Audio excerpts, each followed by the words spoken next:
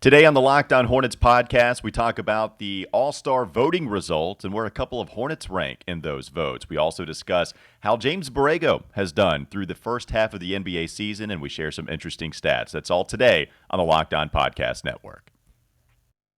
You are Locked On Hornets, part of the Locked On Podcast Network, your team every day. In a minute, cuz we live.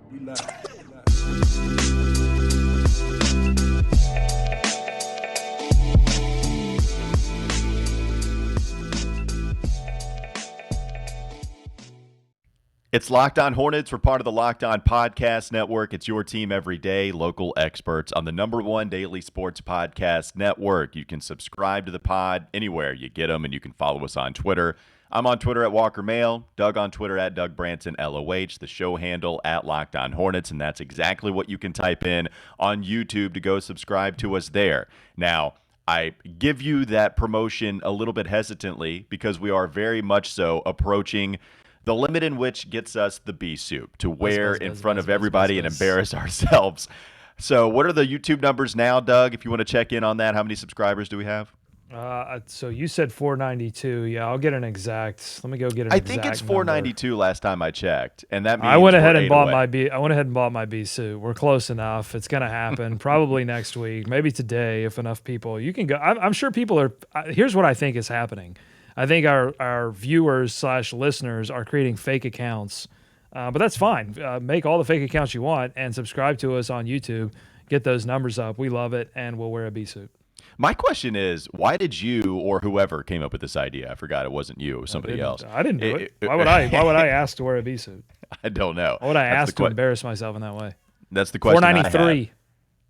93. We're 7 away. All right. So seven people away from subscribing to this channel for us to wear bee suits. Now, what happens if it's like the classic, somebody gets the amount of rushing yards needed for the record, and then they get tackled for a loss? What if we go back to 499? Do we have to do it again? No. The answer is no. Once we get it, we're in the bee suits for an episode, and then we move on. Okay. We burn the bee suits. The last question that I have on this, how did whoever decided to do this graduate from bee suits to painting our face purple and teal? And is it more of a punishment to go with the purple and teal face paint? Can't talk. Or like, what's the worst punishment there? Because honestly, I think you could make an argument that 500 should have been the face paint, and then 1,000 should have been the bee suit. Well, if you've ever tried to wash face paint off of your face, it is much more difficult than removing a bee suit from your body. I have not. You have? You've worn the face paint? Oh yeah. I went full face paint for many a sporting event. That's how it's the ultimate way to show your pride. I'm going to soak in these possibly cancerous vapors of the face paint in order to show that I truly care about the team that I love. So that's how we're going to celebrate. Instead of doing the bee suit at 1,000 subscribers, we're going to take in the possibly cancerous vapors. That's how we're going to celebrate everybody joining us on the Locked On Hornets podcast. Let's talk about some of these all-star voting results that came in, I believe, yesterday. So a couple of Hornets, yeah, that's right, 2 actually appear on the list. Let's go to the backcourt first. You look at the guards in the Eastern Conference. It's DeMar DeRozan who leads the voting at Is he number a guard? 1. Is he a guard? Yeah. Shooting guard. Is he a guard? I mean, I feel like he plays forward for the Chicago Bulls. Yeah, I get he's a guard, but I mean, doesn't he play? He plays with Levine and who's the other that's guard? it? No, I'm gonna look it up. I think he's a forward. I mean, yeah, I gotcha. The DeMar DeRozan, anyway, is a guard here, and he leads by a mile, by the way. He's almost at 1.5 million votes, and so that's well ahead of the second place. Lonzo James. Ball. So it's Ball and Levine. Those are your Lonzo, guards. that's right. Yeah. Guards. How can we forget a Ball? The comments, they're gonna kill us. No, goodness gracious. DeMar DeRozan's he's a forward. Even Google lists him as a power forward, which I would disagree with. I think he's more of a small forward, but. Now the problem, though, is if you want to push him up to the front court, that only pushes back somebody else. Well, he doesn't make. See, that's the problem. I think DeMar DeRozan deserves to be an all-star starter based on his performance, but because of the hackney way we do these, even though it's improved from the days when we had to vote for a center, it's still weird that we group up the guards and forwards like this. Mm-hmm. So he wouldn't make it. I don't think that he's going to. I don't think people, if they considered him a forward, would have put him over Embiid, Giannis, and Durant. Yeah, I mean, he would make a starter, is what you're saying. He's got a lot of votes in the guards, that's for sure. Right, because because of the way the All-Star voting, if you went to vote, it arranged everything by points, and so DeMar constantly floated up to the top of the guard piece. And I just don't think if he was listed alongside Durant, Antetokounmpo, and Embiid, that people would have put him up there. I'm not hating on DeRozan. I just think he's suppressing other guards like LaMelo Ball. Right. So James Harden is second, Trae Young is third, Zach LaVine is fourth, and then there's a big drop-off to LaMelo, who's at 422,000 votes.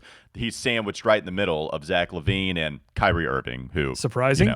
I mean, whatever. You're surprising to see Kyrie there or surprising to see LaMelo fifth? It's never surprising. I'm surprised Kyrie wasn't higher, to be honest. His fan base is weirdly has voted him as a top guard in strange years. So I'm not surprised at all that he's on the list. I'm surprised that he's not higher.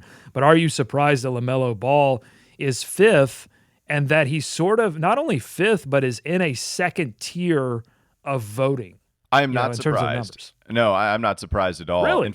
No, I'm not surprised that he's fifth because, one, a little surprised. If you want to take just a legitimate argument of the guys that are ahead of him, I understand those types of players that got more votes.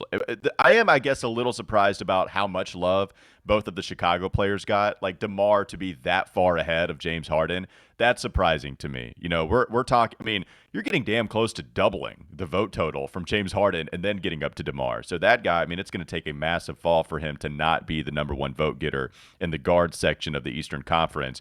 So I guess I'm a little surprised about Chicago being as far ahead as they are over LaMelo Ball.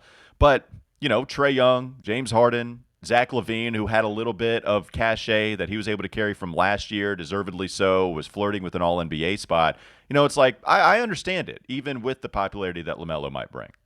I'm really surprised. I thought that his national, international fan base cachet would have elevated him at least into this sort of top tier where you're getting into the 700,000s. He's 400,000. I mean, to me, that's just strangely low. In fact, I'm going to issue a challenge to LaMelo Ball fans who might not necessarily be Charlotte Hornets fans. Where are you at? Where are you at, LaMelo Ball fans? I mean, I just feel like he should be a little bit higher. He's certainly put up the highlight plays. He's gotten the attention. The one thing that he's missing that I think is actually nice to see that NBA fans are rewarding Zach LaVine and DeMar DeRozan for getting Chicago into the top spot in the East. I don't know if they're still there today, but they were for a moment. But they're certainly one of the three best teams in the East. So the question is, if the Hornets were one of the three best teams in the East, would LaMelo Ball be in one of those top three slots? And I think the answer is yes. Yeah, and I think what you see here with these voting results, it's the fact that it's going to be hard-pressed for anybody to pass LaMelo, except for maybe Kyrie Irving, who's not going to be deserving of it. So, like, the people behind LaMelo, Derrick Rose, who's not an all-star, Tyler Hero, not an all-star, Darius Garland, that's the one that you could compare, but he's not going to get it over LaMelo. Like, I'm not saying it's going to happen. I'm saying he's getting legitimate love, having an outstanding season with Cleveland, who themselves, overall, they're having a really good year. And then Fred VanVleet.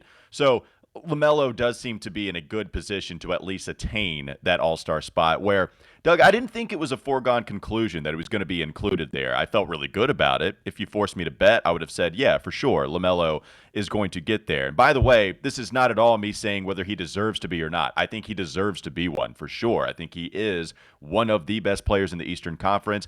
I think he should be an all-star. All I'm saying is, what is the nation, what do basketball voters feel like for LaMelo? And so I do think that this is a good spot for him to be in to kind of go ahead and cement his spot, at least on the roster. I think he's going to get in. Yeah, I don't really have any doubt about that. Now, the one way that Kyrie could pass him is if he does come back in these next few games. Yeah, how many road games do they have? Do they have enough? I don't know, but if he just lights it on fire, could enough voters get behind a Kyrie Irving All-Star campaign. It would be ridiculous, and then the coaches would have to put him in, I think, at that point. So, Yeah. which I don't think. Which I all don't right, think. let's would go. happen. Let's go to the front court real quickly. And Mm-hmm. LaMelo Ball, 5th in the guard spot for the Eastern Conference. If you go to the front court, there's a Charlotte Hornet introduced there as well. Kevin Durant's number 1 in the vote total. Giannis is 2nd. Huge drop off to Joel Embiid at 3rd. Jason Tatum 4. Jimmy Butler 5. Jarrett Allen 6. Bam Adebayo 7. And that's when we get to Miles Bridges coming in at number 8 in the front court. Doug, what are your thoughts on Miles sneaking in the top 10 there in the Eastern Conference front court voting? I love it. I mean, I think it's right where I think he should be in that voting. I love that people recognized that he had some really eye-popping early success and has recently been refinding that form, and that's all good for the Hornets. Not really sure that he's going to make the roster, although we should mention that this thing might get really crazy with players having to drop out of the All-Star experience because of. So I'm not discounting that Miles could actually, even where he is right now, find himself suiting up for the All-Star game. You just hope that LaMelo and Miles stay healthy enough that they're a possibility. So it could happen in this crazy COVID season. Yeah, very much could. And I think this is a little bit of the primacy bias, what he did at the beginning of the season carrying over and helping him out. And it's not to say that he hadn't given us moments even since then, but man, he came on so strong at the beginning of the season. Mm-hmm. It really helped him out, I think, especially because he's also an exciting player, which is always going to help with the popularity vote, just like it's going to help with LaMelo. I think, when it comes to deserving an all-star spot, does Miles, should he get it over at Jarrett Allen, Jimmy Butler, some of the players listed above him? It's a really tough list to crack. The three-point shooting's been down, but Miles also has been very, very good for Charlotte this year. I'm just happy to see him in contention and have a legitimate spot at getting it. One other thing I want to mention, I know we're kind of going a little bit overboard here, but kind of talking about that bias at the beginning for Miles, I do wonder if LaMelo lost some steam because he was out for COVID protocol. Charlotte went, through a couple of rough stretches, that Western Conference road trip where they went 2-4. They had a couple of bad losses, one to Washington, getting destroyed by Phoenix, and he hasn't put the eye-popping stats up. It doesn't mean that he's not been a good player. I wonder if just that lull to no fault of his own, being out because of COVID, I wonder if that also affected the voting in a negative way.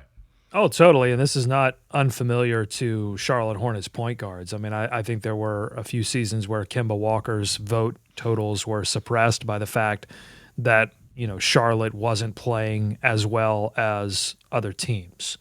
So that's how it always is, and honestly, that's how it should be. It's not completely on LaMelo Ball to lift the Charlotte Hornets into contention. And into an elite spot in the Eastern Conference. There are so many factors that go into that. But if you do manage to do that, if by sheer will, like DeMar DeRozan and Zach LaVine have, if you can just drag a team, into one of those elite spots in the East or West, then I think you deserve the recognition of being an all-star.